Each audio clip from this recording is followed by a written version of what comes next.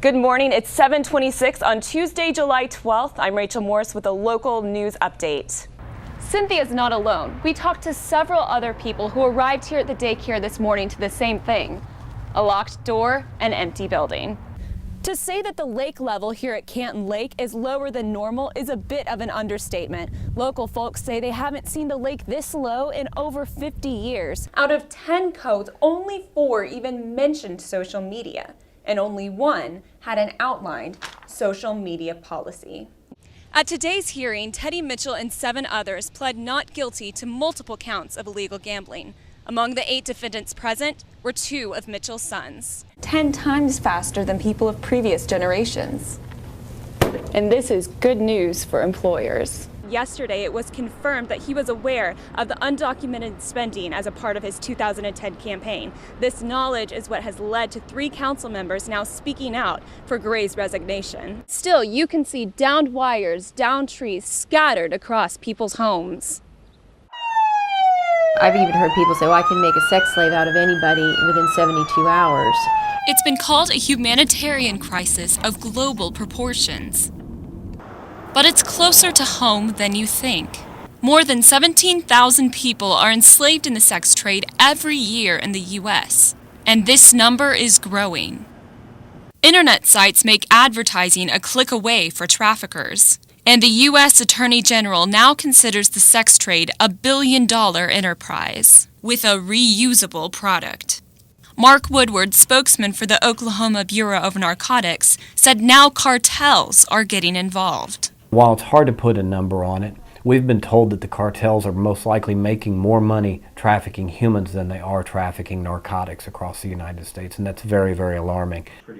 And social media makes finding customers an easy job. I think we've seen an increase in the availability of human trafficking as a commercial market because of social networking. They'll use these highway systems. A market always on the move, using the highway system to transport trafficking victims. Interstate 35 and 40 are the primary ports of trafficking from Mexico, putting Oklahoma in the crossroads of this illegal empire. A lot of these groups that are trafficking humans, trafficking weapons, will use Oklahoma as a base of operations, bringing the sex trade right to our front doors.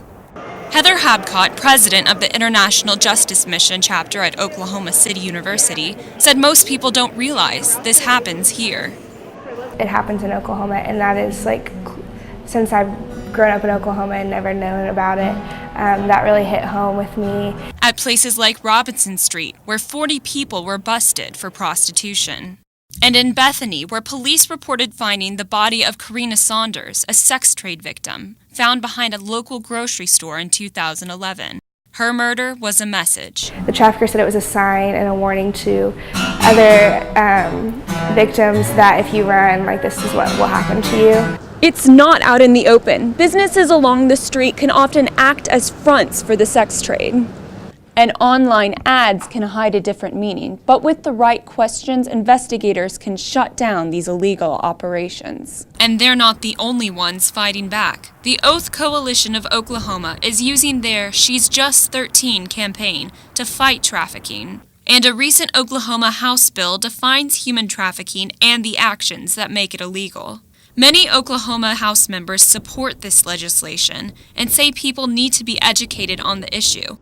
Make the young people aware, the parents aware, the schools aware, and try to educate them so that we don't have as many victims.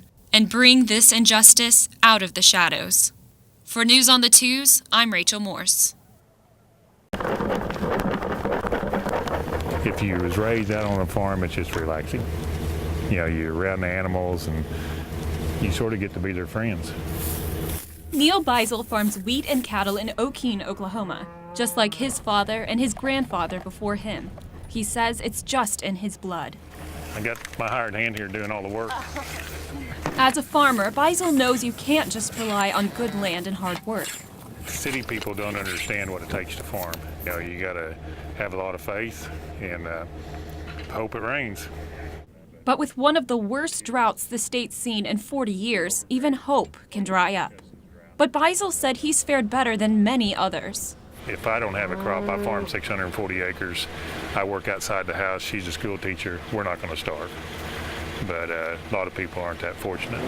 So you hope it rains and it gets better next year. Like Doug Barnes, who's waiting for rain to refill the ponds he uses to irrigate his wheat and cotton. Well, you have to be a gambler to be a farmer because it's year to year.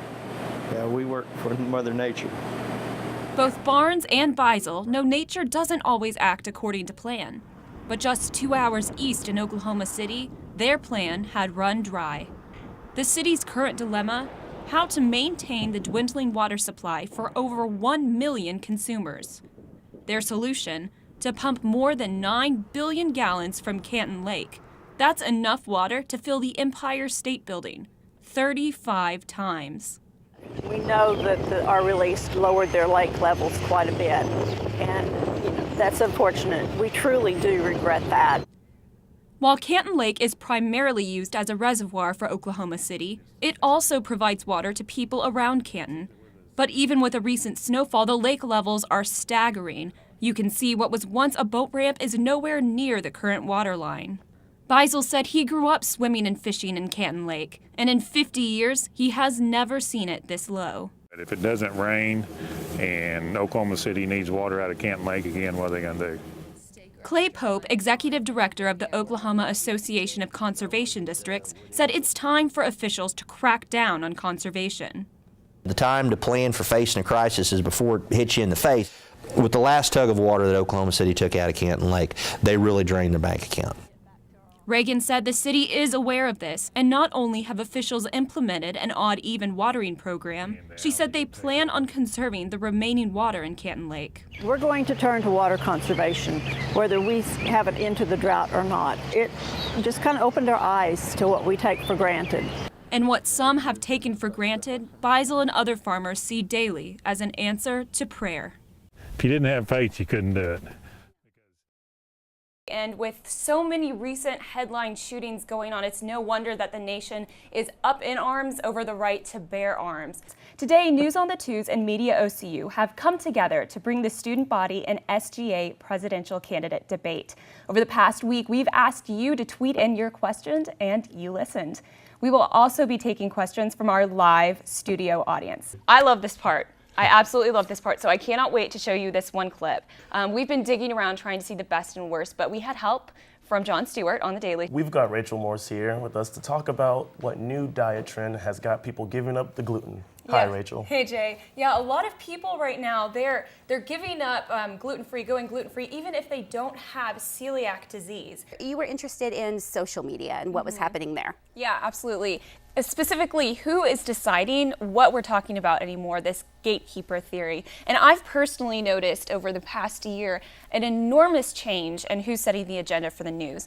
Downtown Oklahoma City. For News 9, for Student Publications, I'm Rachel Morse.